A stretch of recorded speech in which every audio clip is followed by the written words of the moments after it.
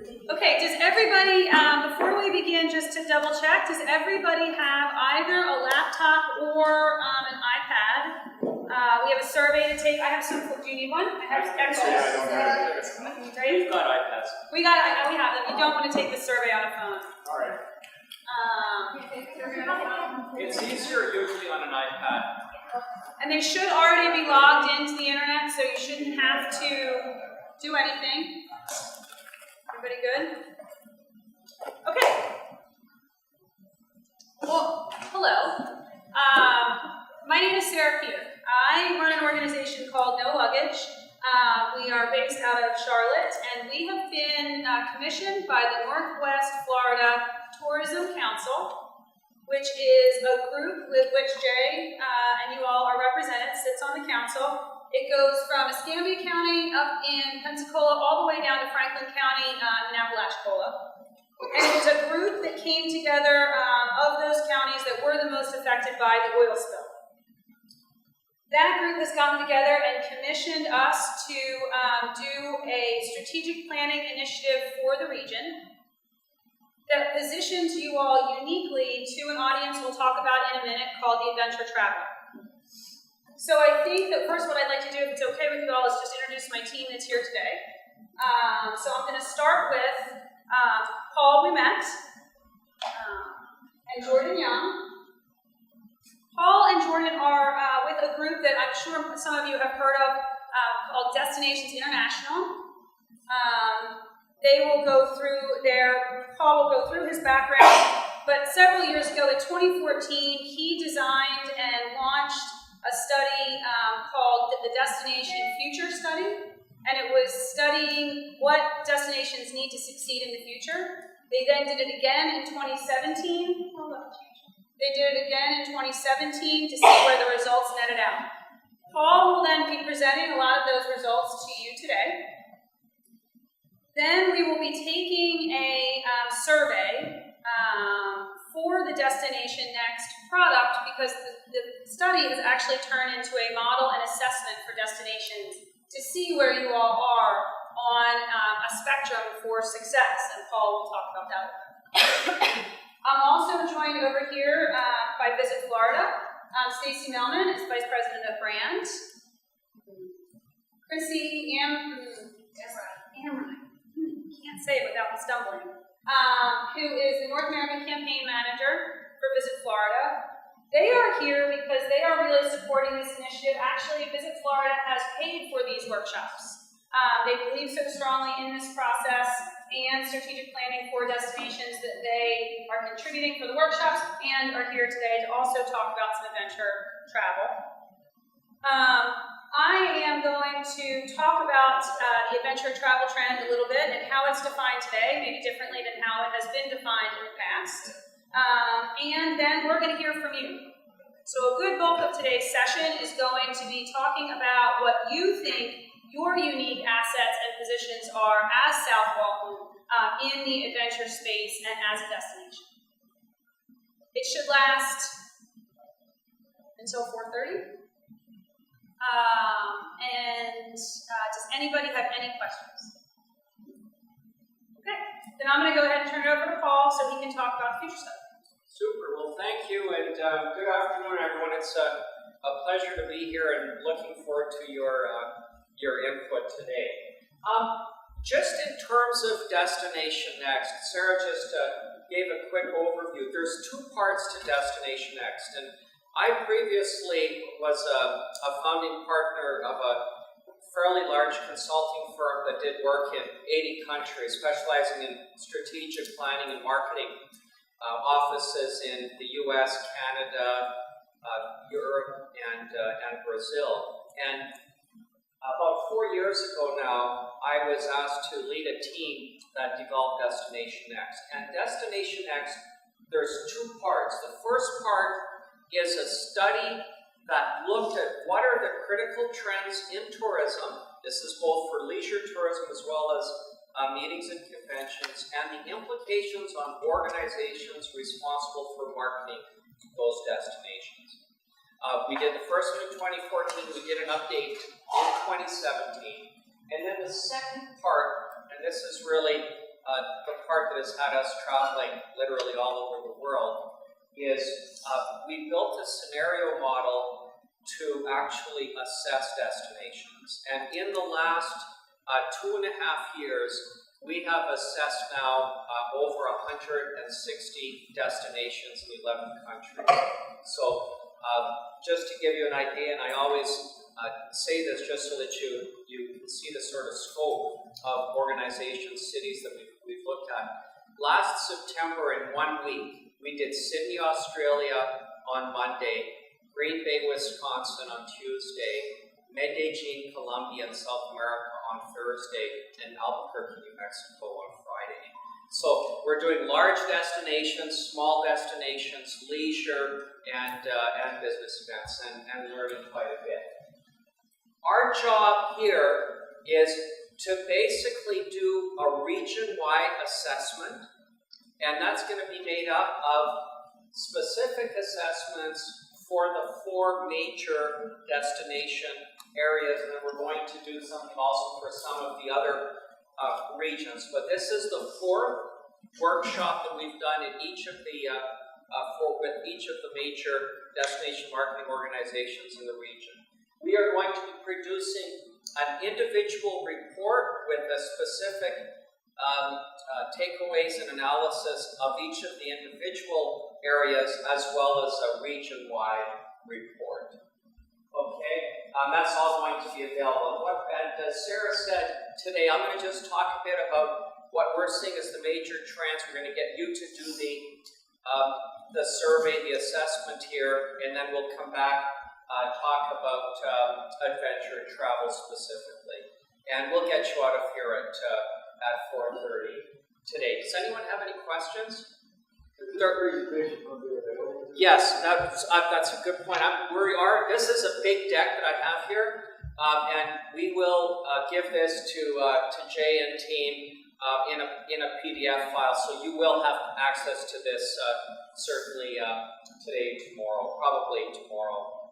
It will be available. Okay, and the other thing is this is a lot more fun for us and for you as well if this is interactive. So please, if I'm talking or Sarah, if you have any questions or comments, just jump in. It'll make it more interactive. It'll be better than just me preaching up here for the next 30 minutes. Okay, is that good?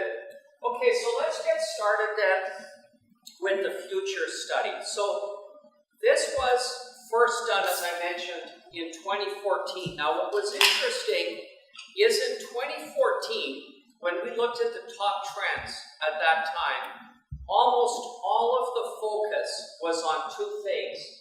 It was on the rapid implementation and adoption of smart technology and social media. Now, you're probably saying, why did you guys spend money on a bunch of hotshots to tell you that we're obsessed with smartphones?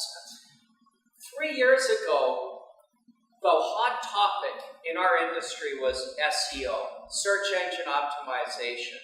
And what's amazing is when we look at what's happened just in the last 5 years, the entire world in marketing has basically been turned upside down with a number of developments.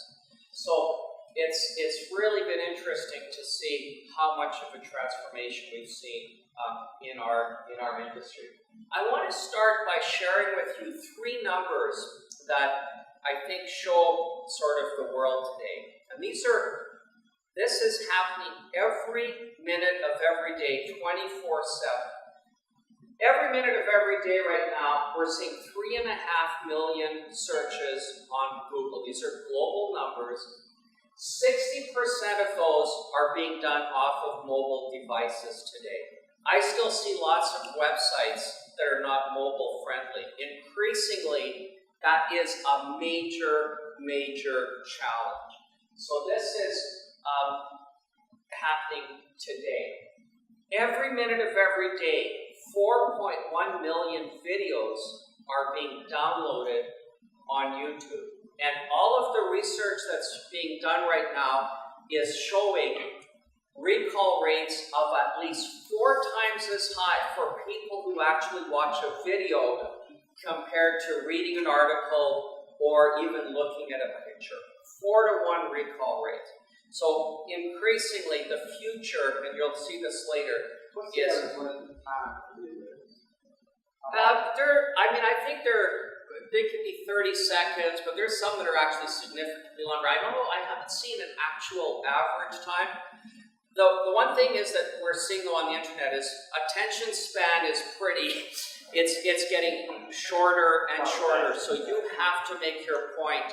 Even like in presentations, videos over a minute long are pretty long now. So I would guess that for effective videos, it might be lower than that.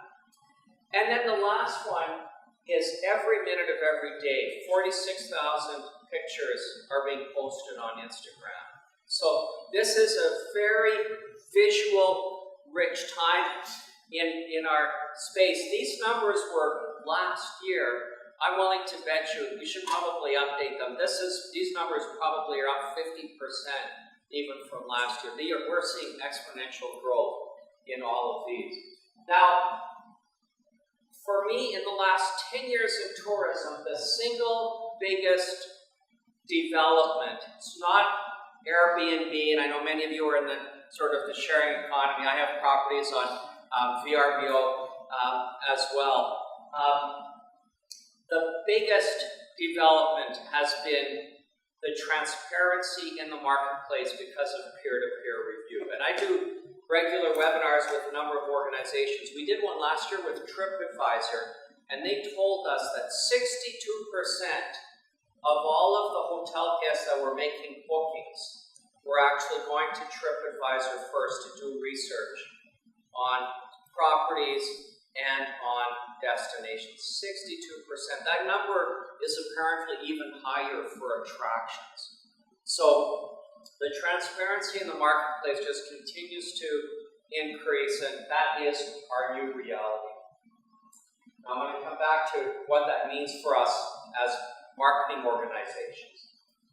When we started the new study last year, we set up 4 global advisory panels. We had a panel of disruptors, Airbnb, Google, Waveblazer, various technology providers. We had a panel of meeting planners, tour operators, event organizers, a group of community leaders, government, art, cultural, historical associations, philanthropic organizations, and a group of some of the top convention and visitors bureaus, destination marketing organizations around the world. And we worked with them to basically identify the new trends that we wanted to assess as part of this study. This is called a strategic radar map. We came up with 75 trends that we thought could have an impact on our industry, and also 55 strategies. We identified 55 specific things that an organization such as yours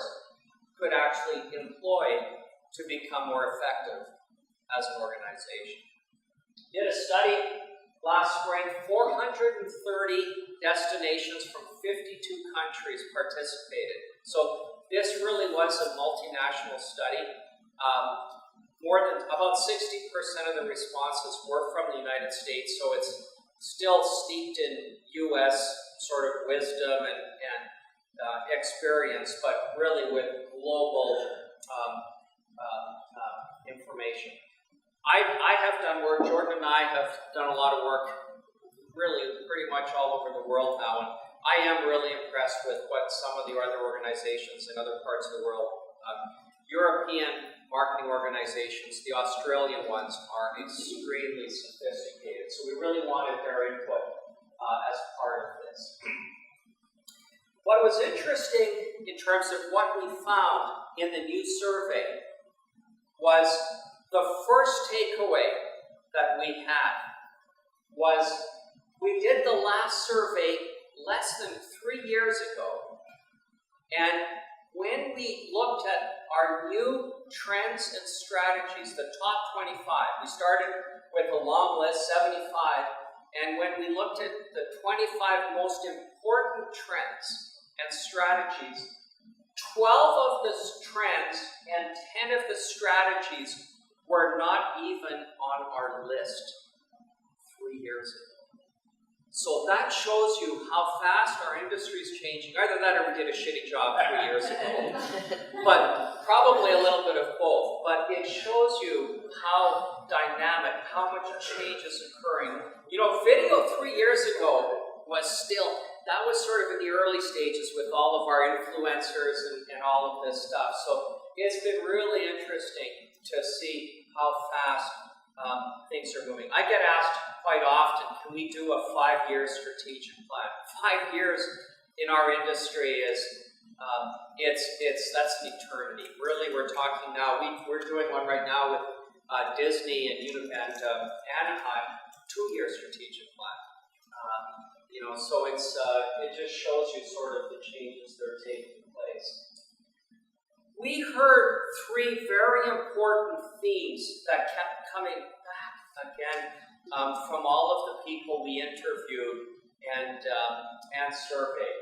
The first one is what visitors are looking for today. Visitors today are extremely sophisticated. They're much more demanding than they were. They have access to infinite amounts of free information. Some of it true, some of it fake. But the reality is they've become much more demanding, and they really are looking for personalized, unique, authentic. That's really, really a very, very profound shift in the marketplace. The other thing that's interesting is when we talk about personalized, is people today want to put together trips that are very much focused on their own specific interests, their own aspirations. We're seeing long planning cycles. People are researching trips far in advance, shorter and shorter purchasing cycles. People want to maybe buy their trip to their travel to a destination, but then they want to make most of their purchases for attractions, for various activities on the fly as they're in place. So one of the things that I keep seeing that we really are looking at is how good is Wi-Fi, broadband coverage, cell coverage in various places. It's increasingly a very, very big thing. The other word up there that's critical is experiences. People today are not looking for attractions as much anymore. They want experiences. People want to be moved, inspired, taken to another level. I was just looking at a study a couple months ago on the primary purpose of a trip by millennials. And number 1 for millennials is R&R, rest and relaxation. Number 2, motivation, was sun and fun. So you guys are pretty well positioned on both of those primary purposes. The third primary objective was education. I mean, even millennials, and we're seeing that in all age cohorts, is they're looking at a lot of their travel. They actually want to learn something. They want to experience something. One of the things that was interesting, we just did a session 2 weeks ago in Asheville, North Carolina. Phenomenal destination. Very, very strong destination. And we were doing a focus group, and there's a beautiful arts district in Asheville. And one of the shop owners, the president of that cultural organization, told us, she said, you know, our sales in our galleries are pretty much flat. This is even with the growth. Where they're making all of their money now, where the growth is on tours and on experiences they are selling to people off the street that want to actually be taught how to paint. They want to be fused glass. They're actually, it's all participatory stuff. So it's actually, that's another great indication of sort of how much the market's changed. Now, I want to just make I want to give you 2 examples of what I'm saying here. The first one is, how many of you have heard of Atlas Obscura? So, just not too many people here.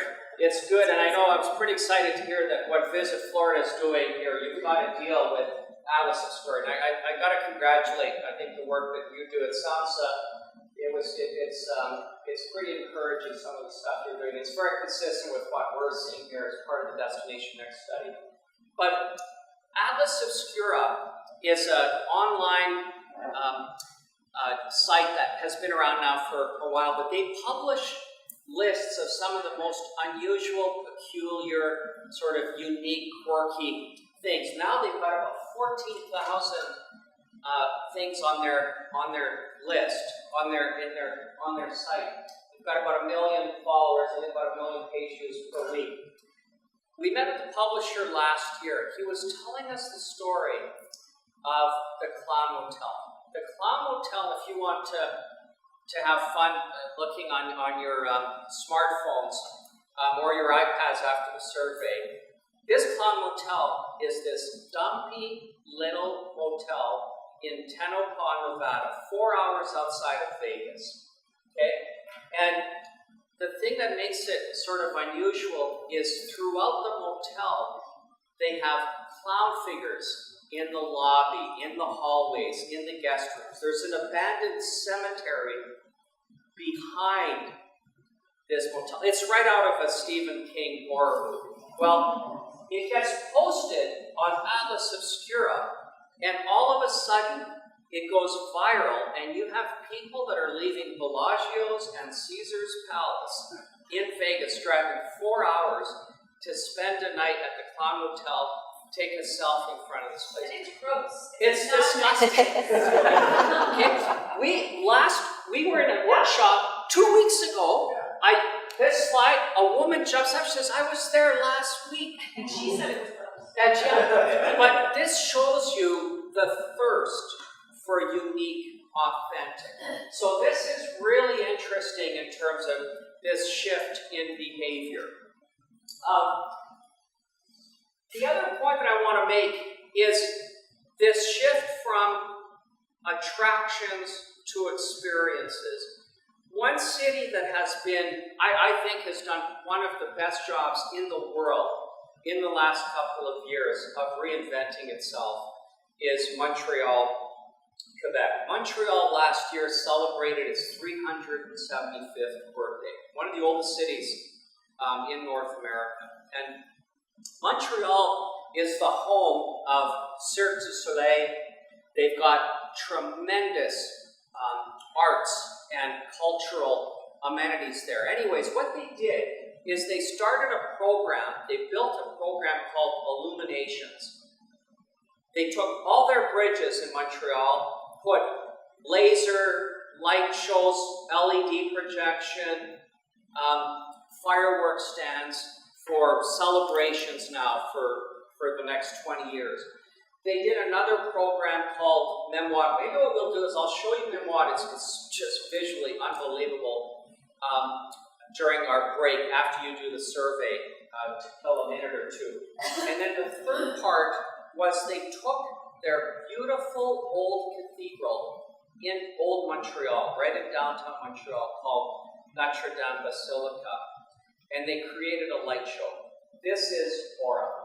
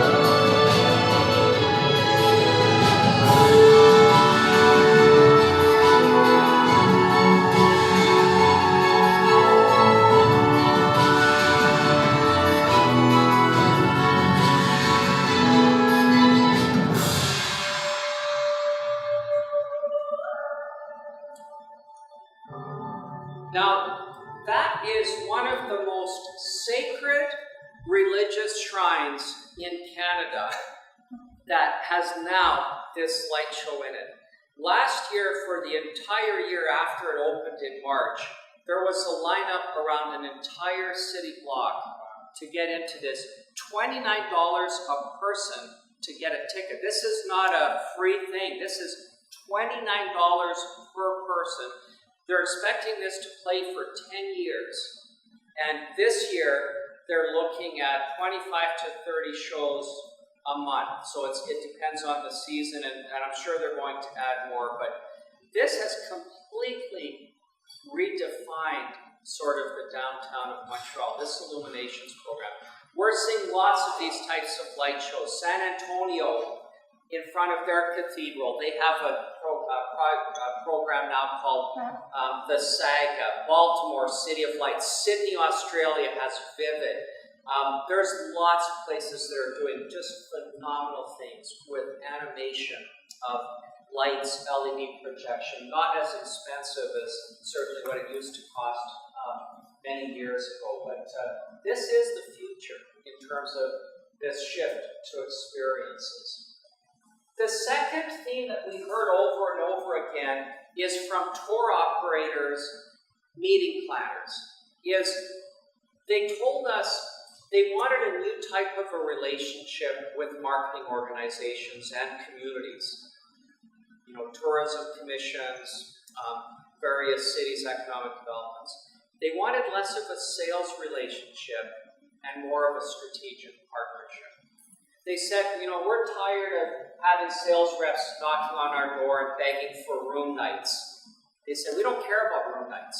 We're here to build, you know, long-term relationships, either a new bus charter or to organize a convention or a meeting with a FAM group or like an incentive group or something, is they want to have longer-term, more meaningful relationships. Big shift in terms of approach and thinking within our industry. And then the third part to this is on sustainability. We, in the last 7 years in tourism, we have dramatically outpaced economic growth around the world. GDP has been growing way less than what we've seen in tourism. That's good news for those of us who are in the hotel, airline, cruise industry, and for organizations that benefit from hotel occupancy taxes. The problem is we're starting to see lots of cities, lots of towns where locals are getting frustrated and are saying enough's enough, especially in peak periods with the amount of visitors. So one of the things that we're really having to be careful of, and especially marketing in peak periods, is to be responsible about, how much more do we try to inject for visitors in periods where you may not have the infrastructure to deal with it. So this is a very big shift. Now, how many of you have used a SWOT analysis? Probably quite a few of you have had to do a SWOT, and you're probably going, oh God, please, hopefully we don't have to do one here today. I've done strat planning for about 30 years. I don't use SWOTs anymore. I use what's called a future map. And what we do is we plot the trend, if it's a threat or an opportunity. But what's also very important is how much control does the organization have on that trend in terms of capitalizing or influencing on it. Because strategically, if I'm building a strategic plan for somebody, I want to focus on things that are within our control. Things that are not in our control. An oil spill, a hurricane, a pandemic, an economic downturn. Those are things, a security threat. We need contingency plans for those, but if we're building a strategic plan, we want to focus on things that are within our control. So what we did is we plotted the top 25 trends on this future map. There's a few things down here. Look at all of the juicy things up in that top right quadrant. So that's what our team really focused on, is what are the things that you as an organization, as a marketing organization, really should focus on. And our core takeaways was we believe today that for organizations like visit Walton, Walton, South Walton. I keep getting Walton Beach and South Walton mixed up. That there's three major transformational opportunities that you have to address. And it's not good enough to be a rock star in just one. Every organization is dealing with all three of these. The first one is on the sales and marketing, making this shift from broadcast to engagement. It's not about advertising campaigns anymore in the New York Times. It's really about engaging in digital platforms where visitors are largely telling your story. That's a big shift. Most organizations have been painfully going through that transition in the last couple of years. The second area that's probably even more disruptive and has an even bigger change is on the destination management side. What we're seeing because of the transparency in the market, and what I talked about in peer-to-peer review, is there's a lot of pressure now, not just to be doing selling. Because the problem today is you actually have to meet the expectations of your visitors. 15 years ago, if you sold someone got them to come and they weren't happy, there's really nothing they can do. Today, it's a very, very different reality. How many of you remember the United Airlines passenger last year who got unceremoniously thrown off the airplane?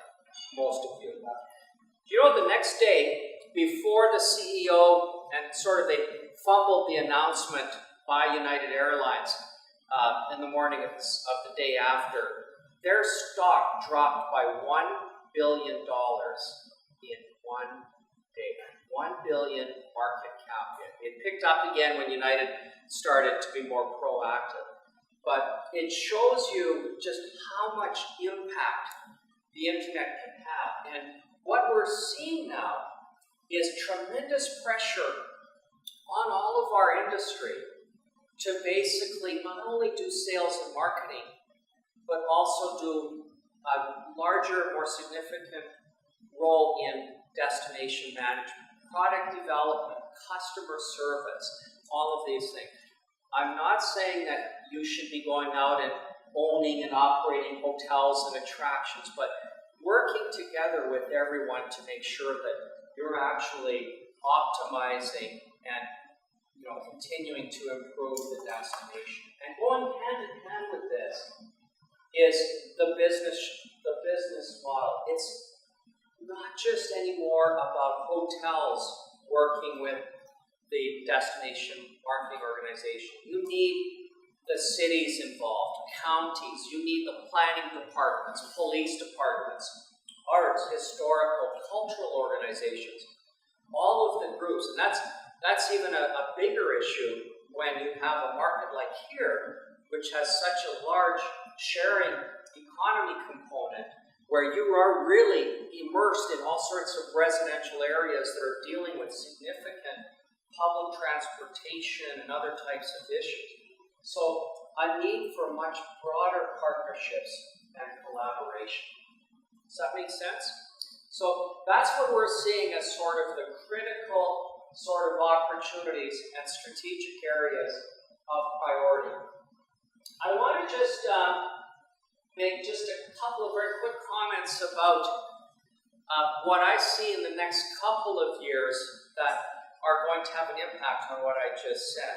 And if there's one thing that keeps me up at night, and what I think is going to have a profound impact in the next 2 to 3 years, it's artificial intelligence.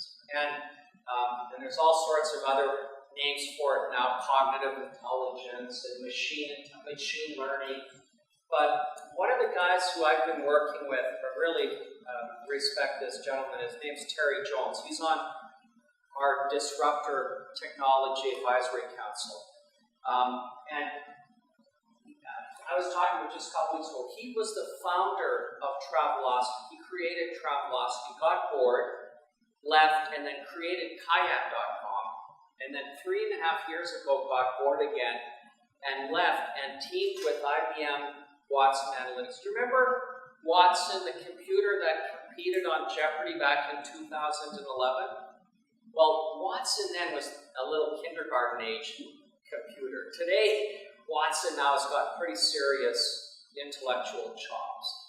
And Watson today is reading every TripAdvisor review, every Yelp review, every VRBO review, looking at every blog, looking at every picture, video on the internet for every destination, property, rental site around the world.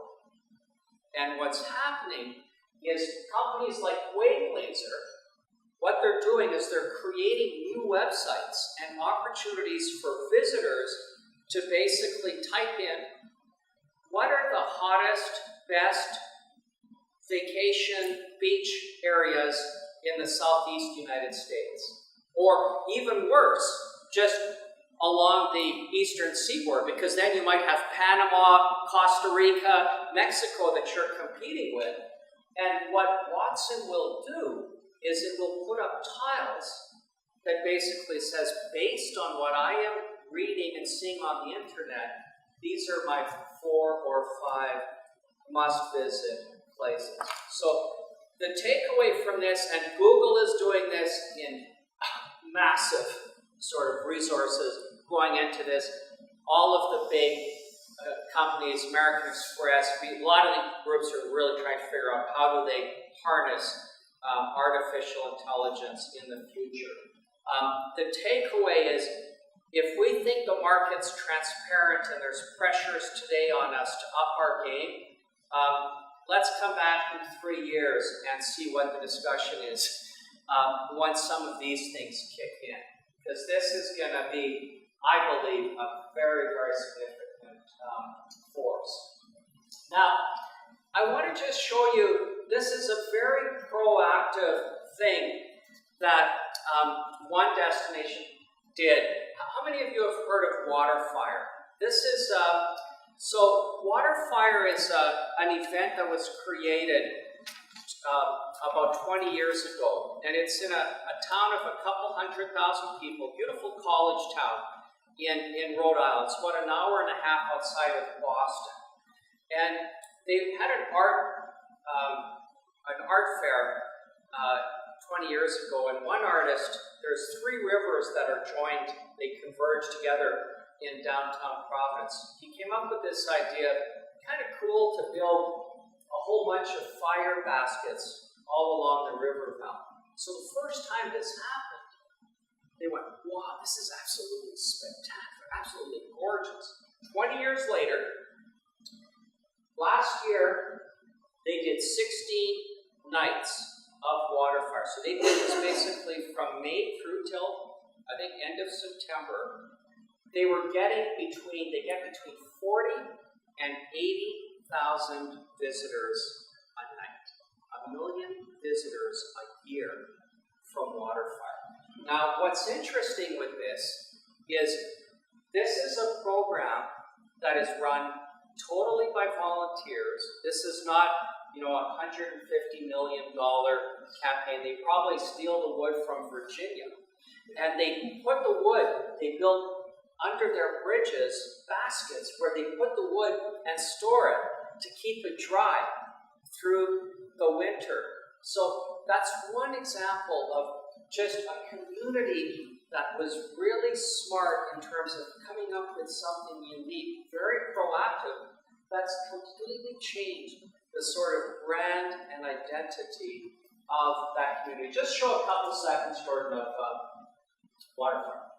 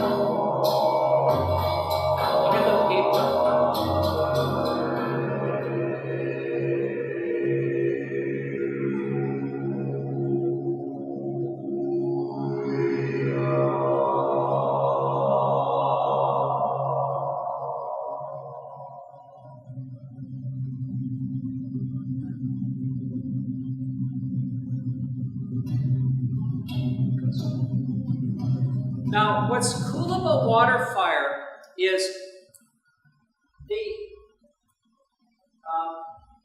is it Visit Providence or Explore Providence? No, it's the Providence CVB. They're actually able, when they're bidding on a group coming to Providence for either an incentive trip or a convention, a group activity, they actually throw in Waterfire as one of the partnership opportunities. This doesn't cost a lot of money. That is powerful. They've won all sorts of business away from Boston and Newport Beach because of this capability. So there's some cool things that you can do that it really is just the sky's the limit based on what you have that's unique sort of and creative attributes of your community. Let me just close here with one comment on sort of strategy for destination organizations. And we don't even call them destination marketing organizations anymore because, as I mentioned earlier, your responsibilities are much broader now than just sales. So we call them the destination organization of the future. What we see today are 5 critical roles that these organizations should be playing. The first one is, as I mentioned earlier, curators of destination content. This is feeding the digital beast. As much video as possible, but you've got to keep the sort of positive social buzz alive and sort of churning for your destination. If you don't, you will lag behind others who are really focused on this. And this is a state and local responsibility working together. Second area is adopters of business intelligence and data science. There's tremendous opportunities today with social media. Unfortunately now it's been tainted with a lot of sort of doubt in terms of the inquiries and all of the election stuff. But there's tremendous opportunities to access new markets through social media and new sort of marketing channels. So this is an area that presents significant opportunities and challenges, but it's one to definitely be really thinking about. The other one is catalysts of economic development. Visitors care about the same issues that residents care about. Homelessness, panhandling, crime,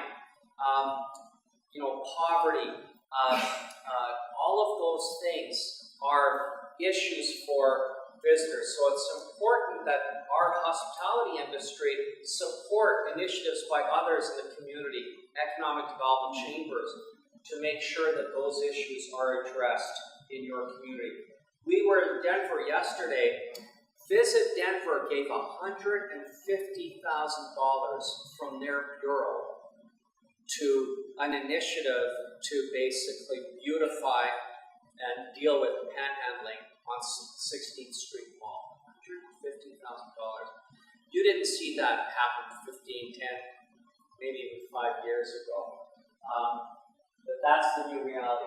Placemaking is making sure that you continue to evolve and improve your destination. You're blessed here with some of the most beautiful, pristine beaches. There's all sorts of supporting infrastructure that needs to be done with parking, road access, Wi-Fi, all of the sort of, other attractions and activities that need to be, pursued on water and off water.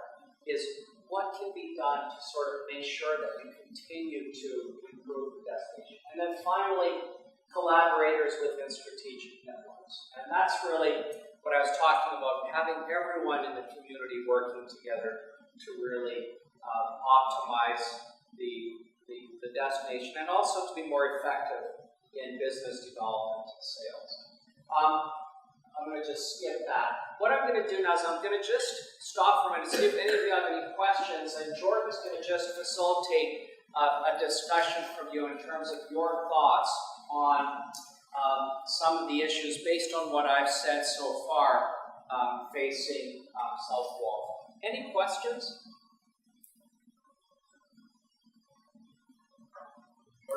turned off the lights, so they're all sleeping. That always happens in my presentations. Alright. Well, now we just listened to Paul talk about sort of what's facing Main Street. What about for South Walton? What issues are facing the community from a tourism standpoint, from a infrastructure, public relations, local community? What are some of the issues? Parking. Parking, I'm gonna say transportation. Well, I mean, the biggest issue for South Walton is customer use. Without a doubt. Sorry, say that again. Say that again? Customer use. Customary use. Without a doubt. They call it access. Beach access. Beach access, yeah, we were talking about that on the way here. That's a big issue here, isn't it? Certainly. Like Paul said, it is sustainable. Yeah, we're not there. So would we say that the issue is over tourism? Certain time frames? Or what would you say the issue is? Is it over tourism or underutilization? Right. Over. Seasonality. What would be the very bottom of that season? We're busiest in the summertime and February. Too many constructions along 38. You can see anymore. There been too much. Too much Nature construction. is something kind. Okay. So not taking the environmental look before the building. Okay. You can still go to Atlanta and trade show to Miramar Beach or Destin. Deer headlights. They don't know about. It's a brand. Being the brand out there at That's our backyard. South Walton. Still go to Atlanta. Awareness. I'll say workforce sustainability. That's a good one. Workforce. That's a big issue in a lot Yeah, of that's places. right. Workforce is important. Is workforce a big issue here? Yes. In the in a lot of the assessments we've done, as I mentioned, 165 now. That's the lowest ranking variable. There's a lot of cities that are really struggling with workforce, and we're seeing that even more in smaller communities and the bigger communities. So it's Also in this region, don't feel bad because transportation is an issue. Yeah, that's in the other- entire region. the other one. I But heard anyone cars not say getting- The other thing Also- she said is affordable housing. The reason we struggle with workforce is that the housing and food and restaurants, all of that Yeah. is not unaffordable. But Wi-Fi is also an issue in this area, especially in season. Cellular. And it's just your just the coverage. Yeah. Especially cell phone use. Rate integrity, have we talked about that? We have so many different vacation rental companies that have popped up, and so we see the ADR just fluctuate, and there's no real control over the marketplace, which is bringing in a different level of customer, which affects all businesses, not just hotels. Which can undermine your brand and Yeah. your sort of quality of the Right. destination. Quickly back to the workforce, because we mentioned about housing, but also what about staffing levels? They're not able to live here, but are they able to at least get here somehow, or you just have no workforce at all? Okay, $9 a day for a tour. Yeah, it's $9 is for the total, isn't it? Over the Destin Bridge. Yeah. I would say expanding the losing the natural views. I think the views are a part of it, but maintaining the character in general of this area and balancing it, maintaining it along with the growth that's happening, I think is a huge challenge for South Walton. It will become a bigger and bigger town. Is there a plan for that growth, or is it just everyone putting everything out there?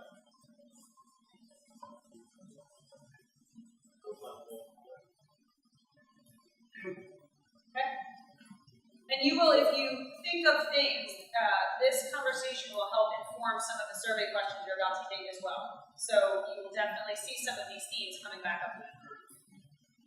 Anybody else? Yeah. Educating the coexistence of wildlife. Educating who? The coexistence of wildlife. Wildlife. Jellyfish, turtles, alligators.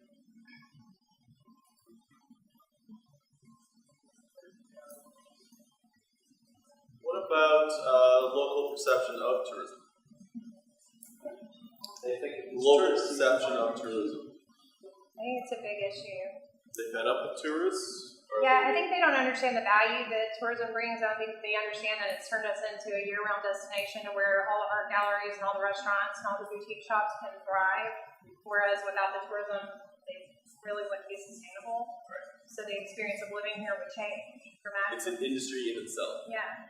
And that lack of support is probably manifested in the debate that you have on beach access, right? They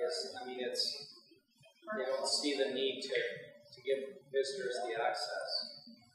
Yeah, I think that's good.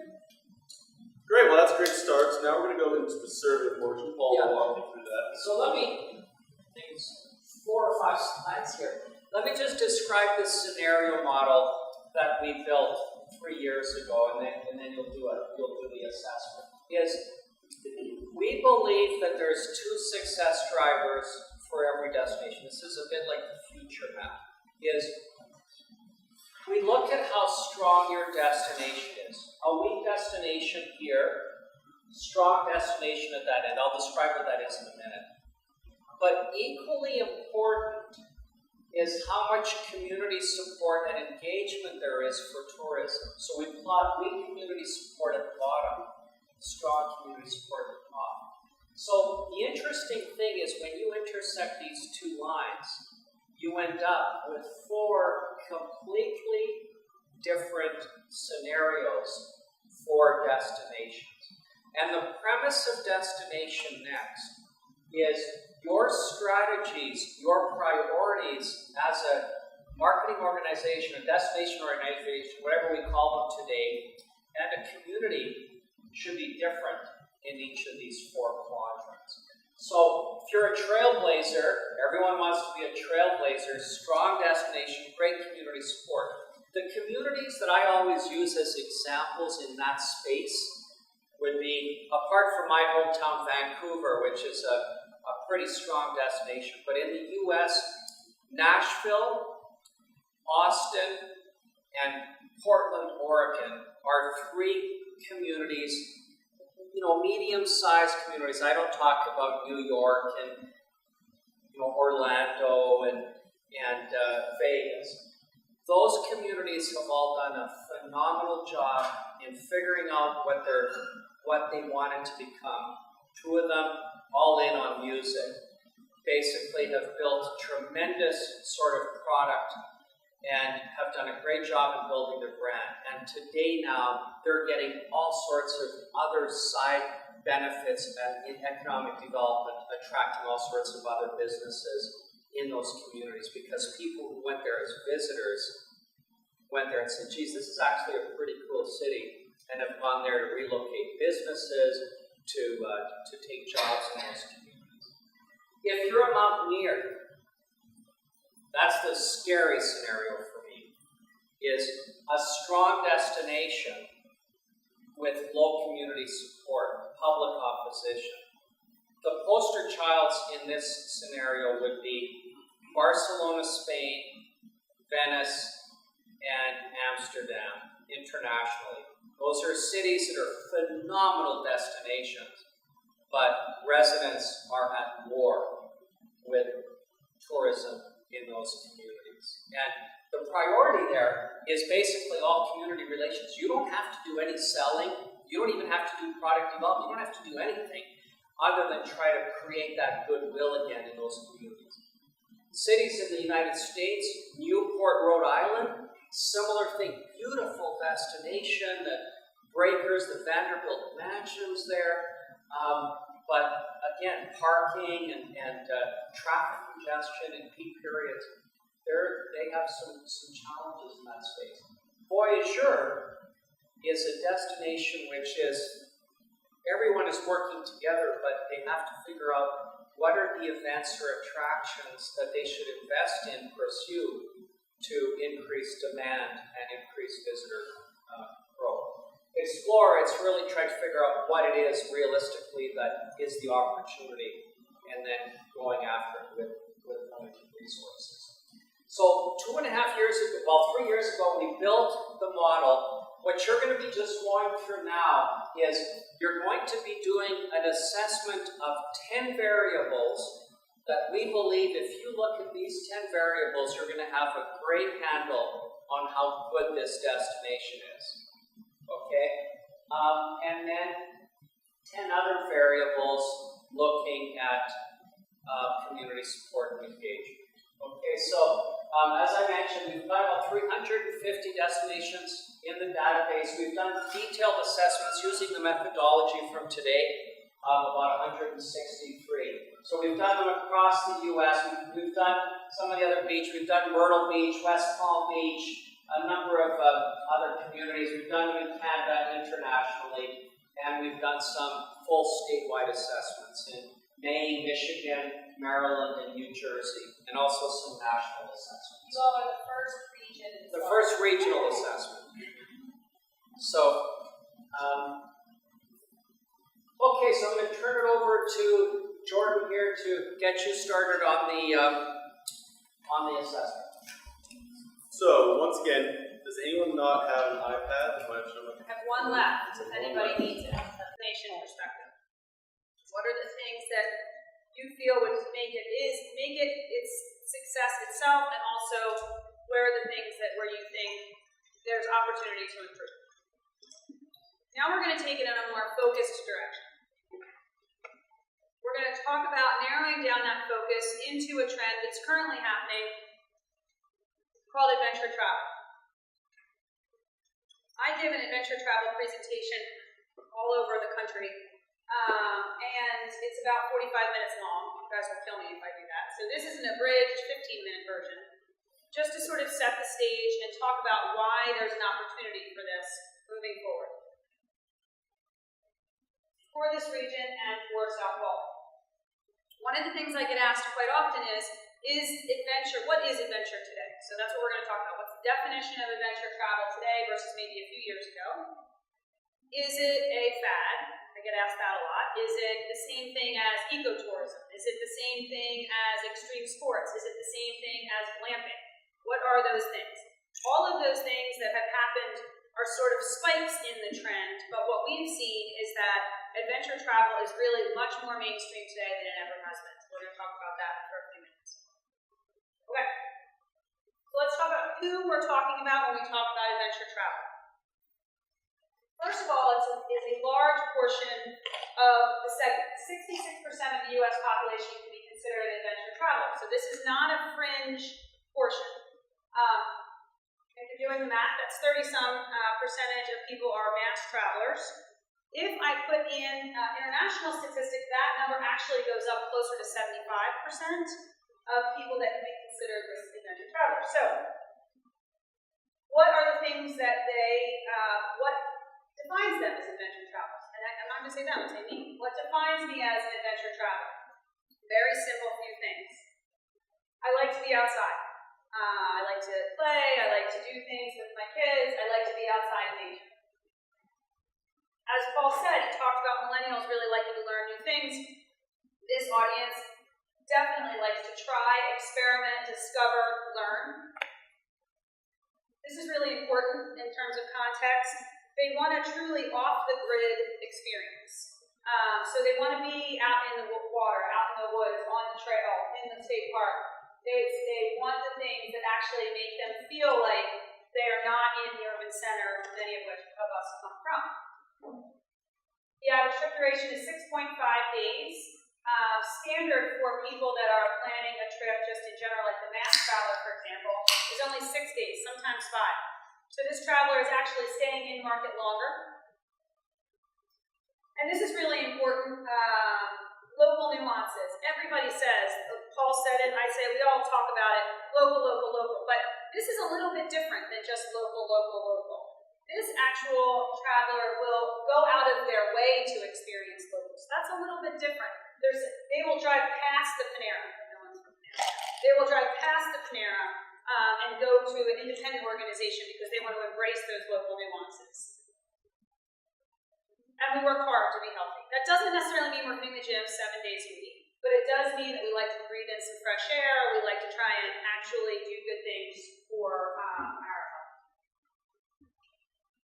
Who am I talking about? Am I talking about a millennial? That's one question I get asked often. No. And for the record, can I have a show of hands on who is born in 1980? Who was a millennial? Okay, so the interesting thing is, who's a boomer here? You're all Gen Xers? Okay. That never happens. Here's the thing about the millennial audience that you all know, but it's a really good reminder. For those of us who are not millennials, we tend to think that they're young. They're not. The average age of the millennial is 34. They have 2 kids and they're married. Right?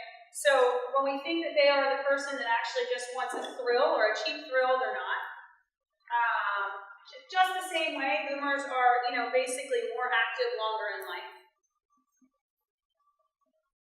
This adventure movement, is what I call it, includes all types, families and singles. So what is really the point of all this? Well, the point of all this is that it really is a mindset. The reason it is a trend, and the reason it's a trend that's here to stay, is because it is not a segment. It's in somebody's mind, and it can be people that even might not think that they are adventurers, but they like all these things. Their motivations are a little bit different. Millennials want to learn new things, but boomers want to rekindle life passion, so we're like, what's the difference? That's the same thing, really, just said in a different way. And I think as marketers, as people in the service industry, we should look at what's in common, not necessarily what's different. What motivates them all? This is the biggest thing that I'm going to talk about today, and that's transformation.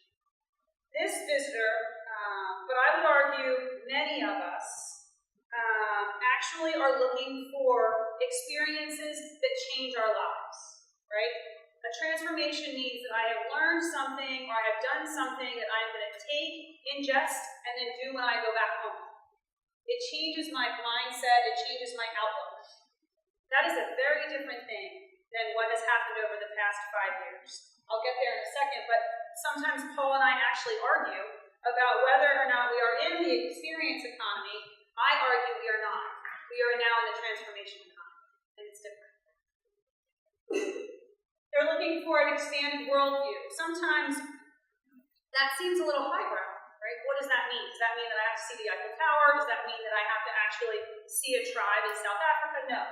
What that means is that it has to change my perspective. I did a photo shoot down here several years ago, and we asked for talent who could swim. We got this cute little girl, she was very cute. Realized very quickly that she could swim, but only in a pool. We were in the bay. She was on my shoulders for a good portion of the shoot. And so that is an expanded worldview for her. She had never experienced anything like that. She had never seen creatures. She didn't even have any idea what those things were. By the end of the day, she said it was better than Disney. Nature and discovery and learning. So this is what motivates this mindset. What do they like to do? Again, this is how we knew that this wasn't just a flash in the pan. The top 5 things that people like to do that would define themselves as adventurers are things we can all do. Hiking, kayaking, rafting, backpacking, trekking. There's an association called the Adventure Travel Trade Association, the ATTA. They did a study, and much like the Destination Next study, what they found 5 years ago was that these top 5 were way different, right? They were mountain climbing, they were, that was a thing? Jumping out. Anyway, what has happened is that now it has become much easier to have an adventure. It is much more accessible. Paddleboarding's on there for anybody that's keeping score, because that's 6, is because they all mention paddleboarding, but they just don't see it as an adventure. But they all want to do it, they all do it, and so it is also those things that you offer. You offer all these things, right? So you offer all these things, you have one of the best vacation agreements. So you have these things. Okay, So if you don't remember anything else about what I'm going to say here, and this isn't just about travel, although everything that we do, it is about service. So what Brighter Minds than I are talking about is saying that we expect that brands will become lifelong partners through services and experiences that can help me live my best life. That's lofty. But adventure allows you to do that. Because there's an inherent challenge in an adventure, right? So you're actually accomplishing something. You feel good about yourself. You're trying something new. You feel like you're motivated. It's something different. It's very easy in the adventure segment to feel transformed. So why is it a good opportunity for South Walton? I don't know that I have to actually even say why it's a good opportunity, because I bet you all know better than I do. Because you have all of those things and more that I just talked about. Because if I had to distill it down in a sentence, you're a perfect match because you're an outdoor, playful destination. Your size is not a deterrent. They don't want big. They don't want tons of infrastructure. But you have local culture, and you certainly have accessible adventure. I am a die-hard East Coast surfer beach kid.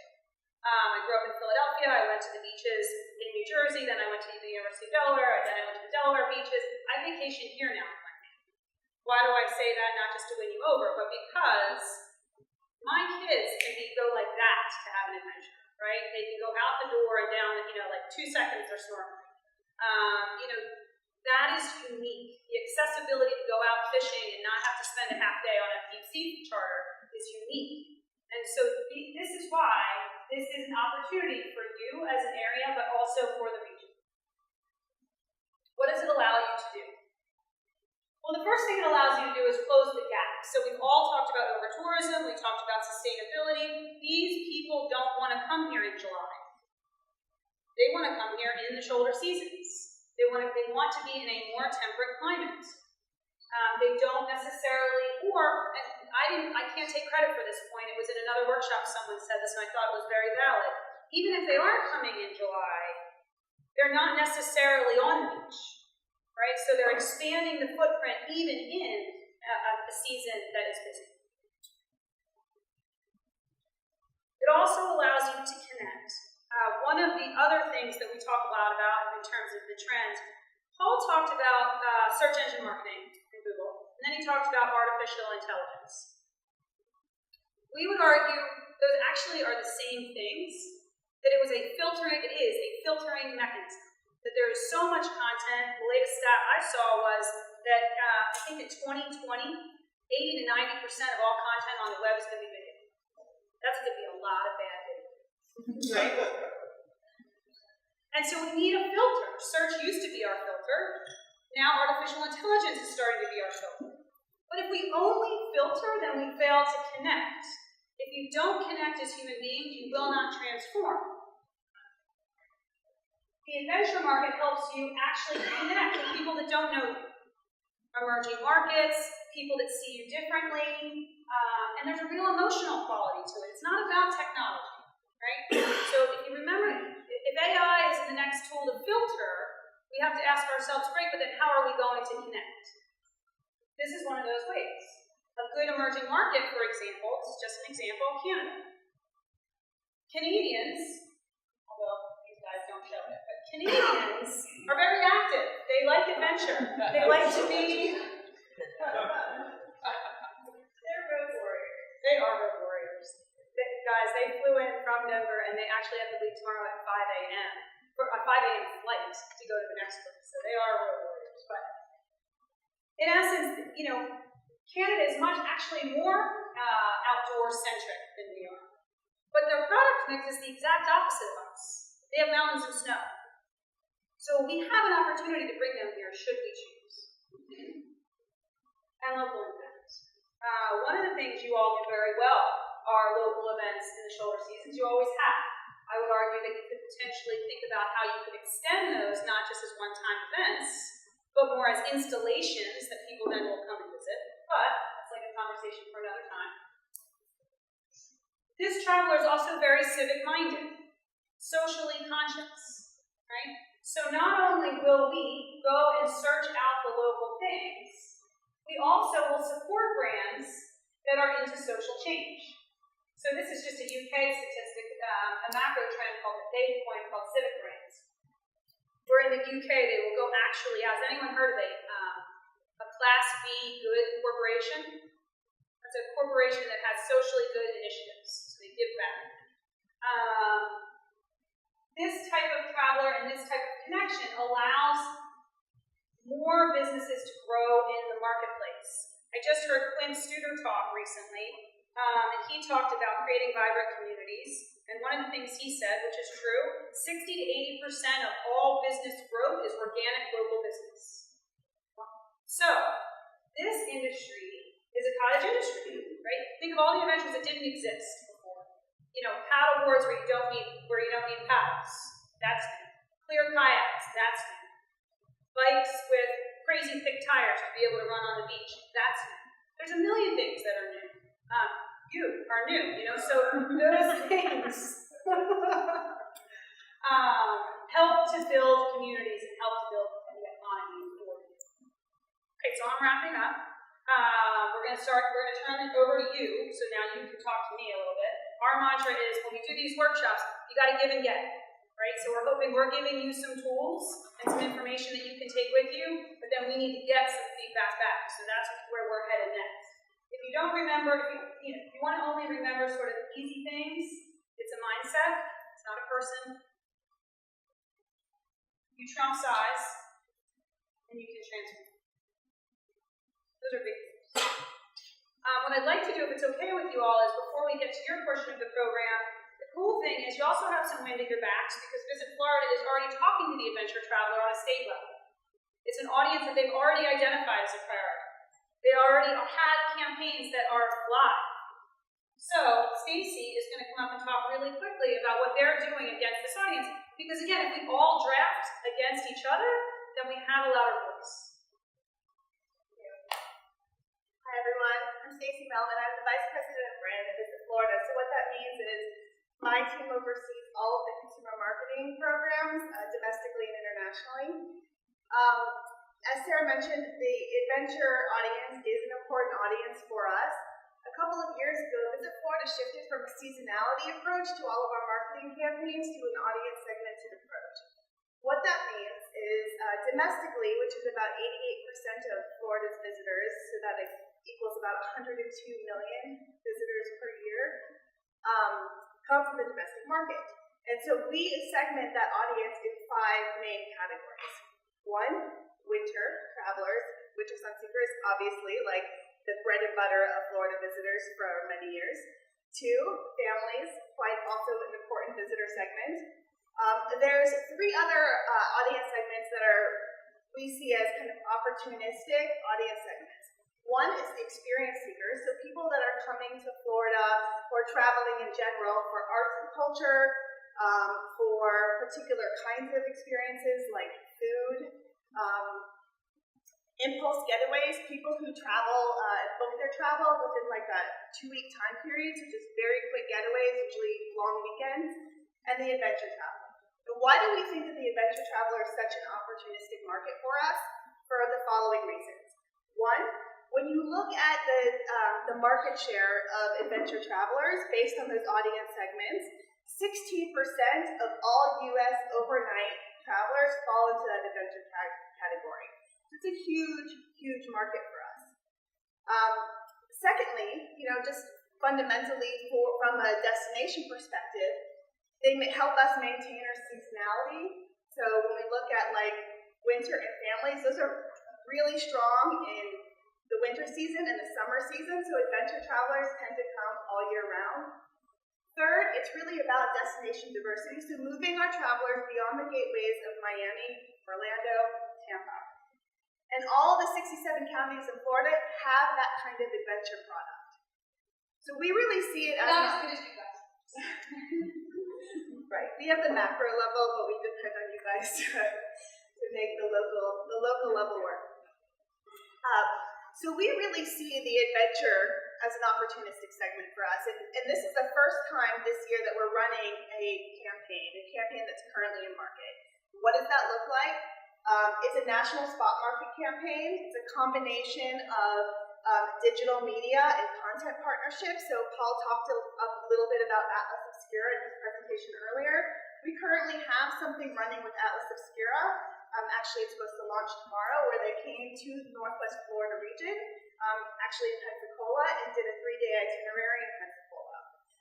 They also went to several other places. We have a partnership with Lonely Planet, Matador Media, where we're getting people out to think outside the box of what they can do in our state beyond what Florida is known for. Our beaches, our theme parks, and our sunshine. We know that Florida is much more than just theme parks, beaches, and sunshine. And it's our job to tell that story because, frankly, some of our visitor base is saying, you know what, we've been there, done that. We want to keep them coming back to Florida again and again and again, exploring new stuff. So I do have a little video that I want to show you. It's about 30 seconds. I'll just sit down afterwards. But thank you for coming today. I think this is really exciting for us at Visit Florida to come back to see what you guys are doing in the region. It gives me, hope that there's more opportunity to kind of connect the dots between our campaign.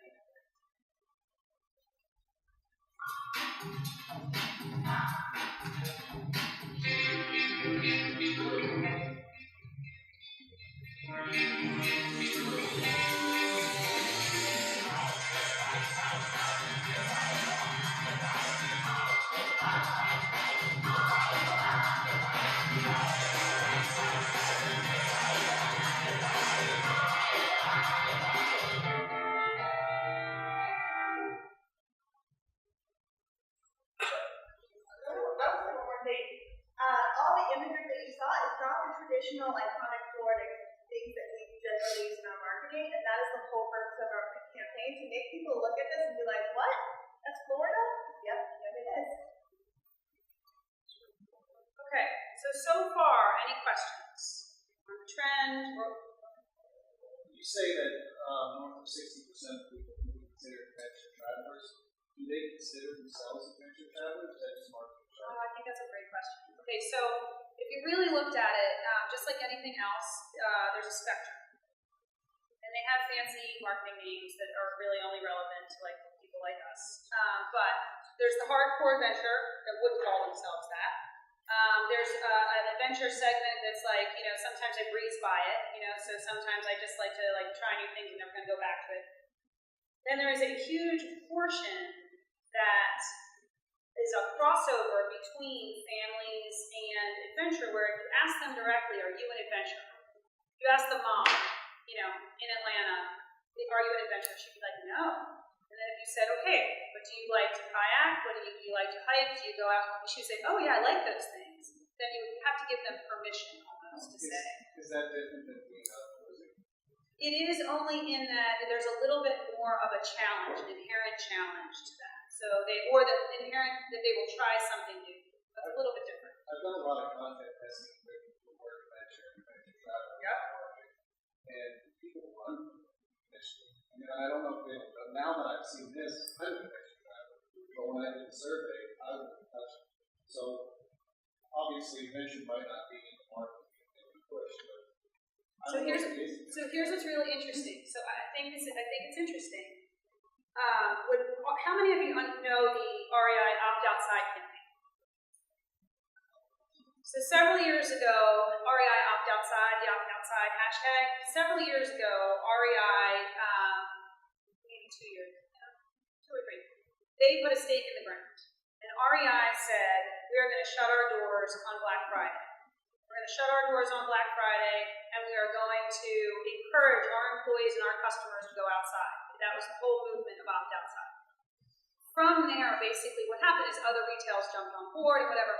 That hashtag has actually been used in the US millions and millions of times, right? And so what's happening is that we're allowing people to think about adventure differently. We're giving people permission. A lot of times what we get with boomers is they're like, well, I'm 70, I'm not an adventurer. Yeah, I bet you are. Let's talk about what you like to do. So what's really cool is you're seeing people are starting to now embrace it. They're starting to really understand that it is much more mainstream. It is for everyone. It is accessible. But it's definitely something that we need to keep telling people. Like, it's not as hard as you think. You know? You mentioned that adventure travelers are civic-minded and socially conscious. Yep. So, I think, just from an external perspective, because I'm not in the day-to-day of the tourism industry here actively, but I am hearing more and more of our visitors commenting on the fact that we do not have curbside recycling here. They are coming here from areas that do, and I think that's becoming more and more important. So my question is, how important do you think that is? And I think it's going to get a lot more important, actually, than it is even today. But not only that, almost every restaurant here uses plastic straws, and we are a sea turtle nesting, a huge sea turtle nesting destination. I think things like that are becoming more of an issue for us and will in the future. And I'm just wondering how important you think that is. I would add it to that list, actually. And I think that we'll go through a couple of those things. I think being conscious is something that is going to happen more and more and more. But what specifically that is, I think varies by community and whatnot. You will have to walk the walk if you talk the talk, right? So you will have to show that you're either taking steps or you're doing some things. But I have to be honest. Most of this mindset, they don't expect you to be perfect, right? They expect you to be evolving, changing, trying, doing, moving forward. So like if you don't have a recycle program today, are people not going to come here? No.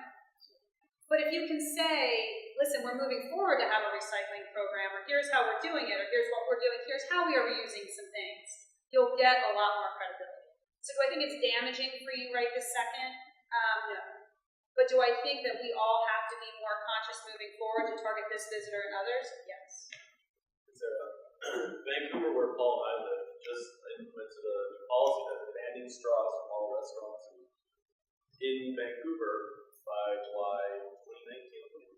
So they just passed a policy, I think, 2 weeks ago. So it is happening. And utensils, I think. Anything plastic-based. Yeah. It's a big deal. Okay. So now, what I'd like to do, if it's okay, because we promised you we would try to get you out by 4:30, and it's 4:10.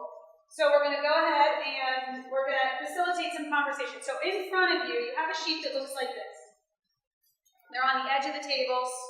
If you could just pass one down to your neighbor. David, don't be a hog. Pass those down for your neighbor, will you? Everyone have one?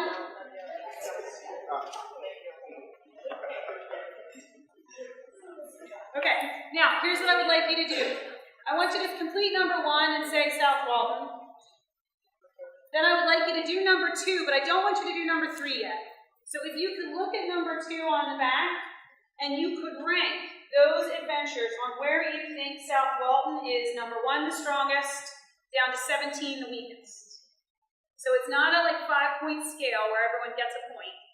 It's literally what's the best or strongest, in your opinion, and what's the weakest.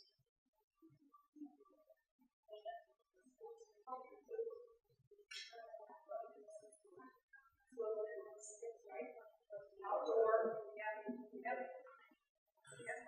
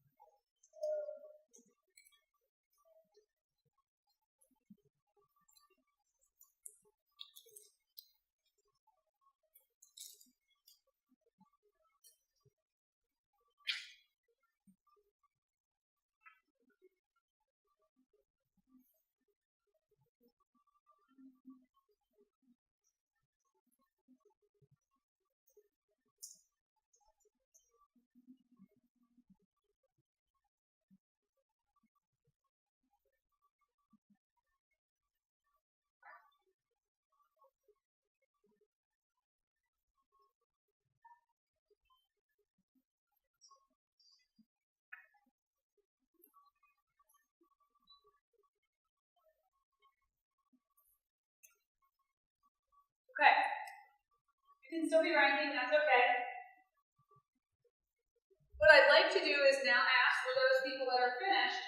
You don't have to write it down on the right-hand side of the sheet, because we're going to put it up here on the board. What adventures do you think South Walton has that are not on that list? So what are the unique things?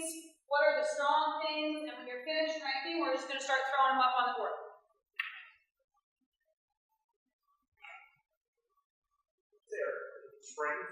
Ooh, that's a good one. Yeah.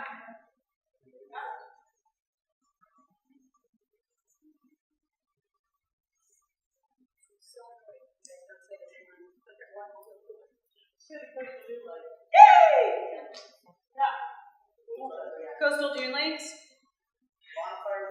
Bonfires on the beach, absolutely. Story of our beach, or the beach. Yeah, yeah. Same. What do you call that? Beach stories. What else? What else do we have here that's unique that maybe not on the list? It could be a place, it could be an adventure. Yeah? Underwater art museum.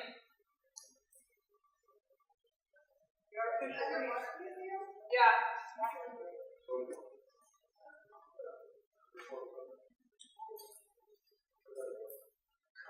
Did you see Stacy just sit up and take notice? She was like, wait, what?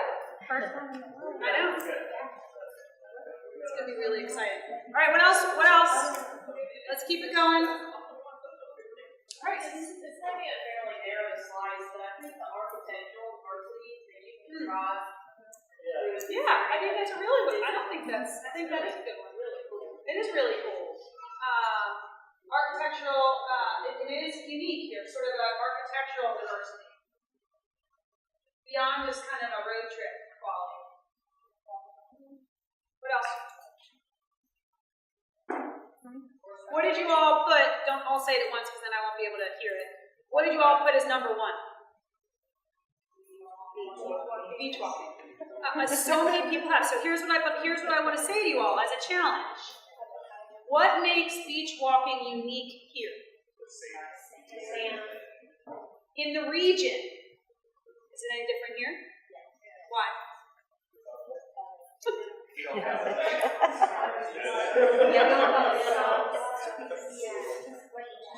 It never gets hot to the tire. Yeah. It doesn't get hot. That is true. Sweet. Sweet work. Yeah. The dunes. What? There's mountains in North Carolina. Really? Really? I did not know. Wow.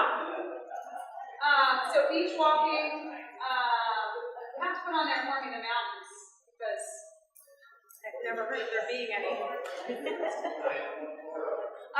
about the amount of land that is reserved? That is a huge one. It's a huge amount, a good percentage. Yep. Yep. It's the amount of land that natural spaces, natural open spaces. I think, what is it, Jay? 40%. It cannot be. All the shops and art galleries and restaurants that are local just in this area that you can't find anywhere else. The independent. Yeah. I thought Paul's point about Asheville was really interesting, about how the retail in those areas is going down, but like classes and teaching and all that's going up. Totally can see that, but I think it's interesting and something to keep in mind for this area. I think would be. As far as the art scene, and the art of the spaces, I guess I would go with cultural inquiry. Yeah, I like actually. If you that is true, David. What's the word you just used? It's almost like it's an installation or an exhibit. More public art. Yeah, public art, public spaces. That is actually. Go.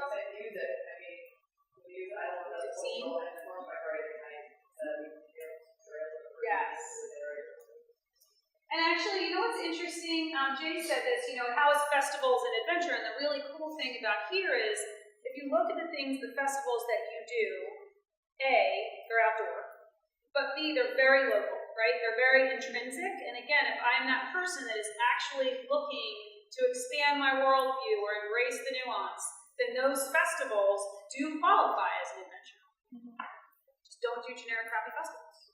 I think that really is our sense of community here too. I think that sets us apart from a lot of other beach destinations. Is that when people travel here, they actually feel like they're part of the community. That's a community. I don't know necessarily an adventure, but we're going to say that again because I'm going to ask you. Actually, I'll ask it now because you gave a good segue.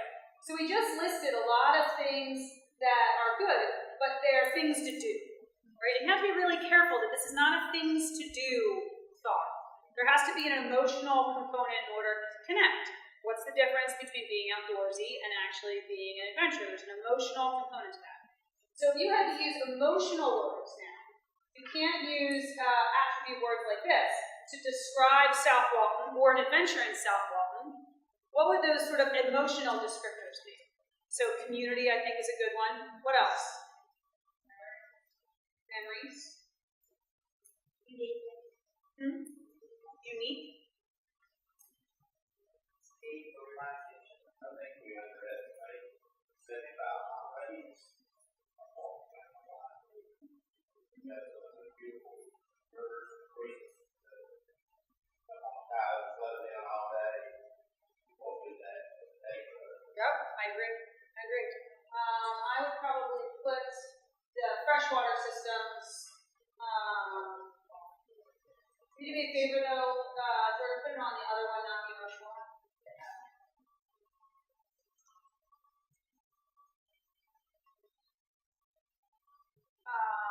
Tell me if you all agree with this one or if you think that I'm just making it up, because sometimes I do that. There's a sort of wellness quality here that is maybe unique in the region. Yes, it's about health, but it's also being well and being present and those kind of things that I think it's unique for you all. Do you agree? I think also is spirit and soul. Yeah. I mean, I know people when they come here, it's like they're like, I'm here. They turn it off from their everyday life, and then they're here and they relax. And it's a whole different level of America. And that's very unique that people are able to do that in this day and age. What else? Any other emotional words? Well, crazy, but I would say patriotic. Okay. I mean, there's obviously we have a huge military installation. We have a large retired military population. Yeah. And, it's cool to sit on the beach and all that. That's great. But you also see some of the most advanced hardware that the military has flying up down the beach. Yeah. They definitely fly low in the summertime. Yeah. So I think there's a strong, pride in that. Sorry, I'm only laughing because, like I said, I'm from Philadelphia, so the first time that happened, oh my God. What is that? Connectedness, that's a good one. I like that. Remember, connect and filter. Yep. I think people think it's an idyllic setting, like what they always imagined in their head that I like that thought. family should be. Idyllic.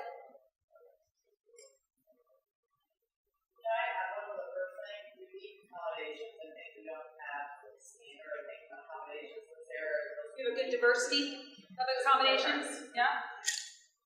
Agree. Having accommodations. Variety of accommodations. They have it. Okay, so now what I'd like to do, we're 22, I'm doing well, Jay. I'm doing well, 8 minutes. Now what I'd like to do is focus a little bit more on the region for me for a second. So as you know, we talked about the Northwest Florida Tourism Council. That council that is made up of all of those 8 counties unanimously agreed, which is difficult. I mean, those guys don't all unanimously agree on a lot. That they would like to pursue this direction of adventure. So, if you were the CEO of the Northwest Florida Tourism Council, you knew the mission was to position this region as a leader in natural beach adventure, right? Coastal adventure. What is the one thing you would do? Yes. Yes, I can't believe no one said state parks. State parks are such a huge trend right now, too. Again, talk about the wind at your back. What else would you do? As the CEO, you could only do one thing for this initiative. What would it be?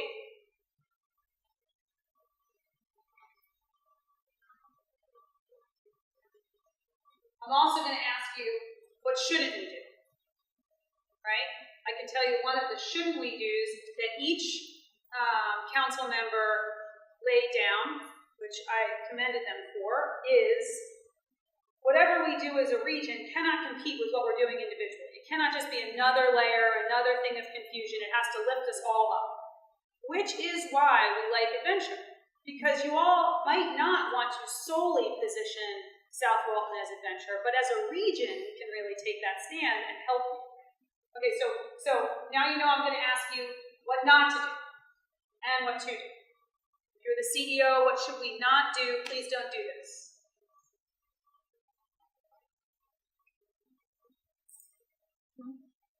I can do anything I want. I would say you can't settle the area that's so natural that it gets on the backwoods. Yep. We're Yep. trying everything we do is reaching away from anything. I think that's well said, David. Yep. Yep. Agree. What else? Yes, ma'am. You can't put the effort into it that they are, and get everybody excited about the fact that we're moving forward with something, and not put plans in place and not do it. Yeah, right. Have to follow through. Please follow through. Follow through. Follow through. So don't go through all this, get everyone excited, and let it die on the vine.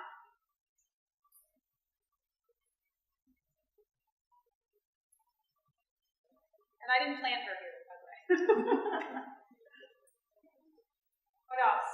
What should we not do, or what should we absolutely do? Let me give you some of the other examples so that you have some things.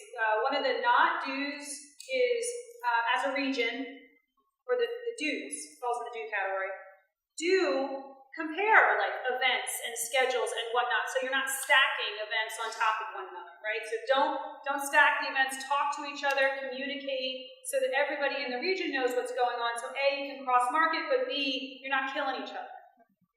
It's a good one, I thought. What else like that? Wait, I like this one. Go ahead. Transportation. As a do, right? Correct. As a do, right. Figure out alternate means of transportation or help to solve the transportation problem.